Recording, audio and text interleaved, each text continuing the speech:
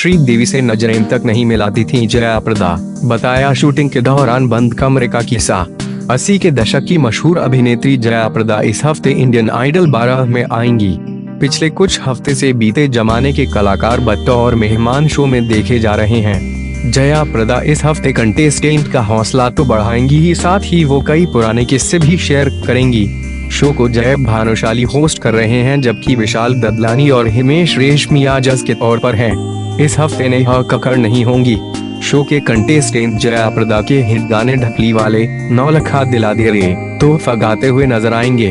श्रीदेवी के साथ पर्दे पर जमी जोड़ी जया प्रदा ने बॉलीवुड में जितेंद्र, अमिताभ बच्चन, राजेश खन्ना और जैकी श्रॉफ के साथ कई हिट दिए।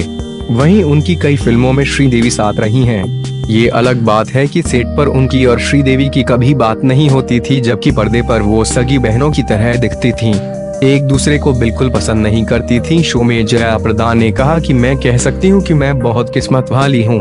ऐसा नहीं है कि हमारे बीच कोई व्यक्तिगत दुश्मनी हो, लेकिन हमारी केमिस्ट्री कभी मेल नहीं खाती थी।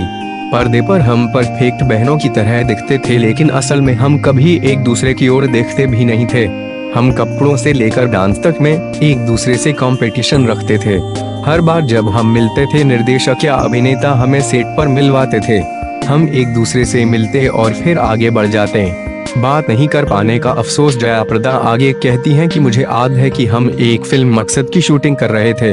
उस दौरान जीतू जी और राजेश खन्ना जी ने हम दोनों को मेकअप रूप में 1 घंटे के लिए बंद कर दिया कि हम एक दूसरे के साथ रहेंगे तो बात करने लगेंगे, लेकिन हमने एक शब्द तक नहीं कहा और फिर बॉलीवुड के सुपरस्टार्स ने हमें हमारे हाल पर छोड़ दिया।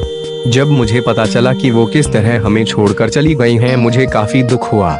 मैं उन्हें बहुत याद करती हूँ क्योंकि मैं अकेला महसूस करने लगी। इस मंच से मैं यह भी कहना चाहती हूँ कि अगर वे कहीं मेरी बात सुन रही हैं तो मैं सिर्फ यही कहूँगी कि काश हम एक दूसरे से बात कर पाते।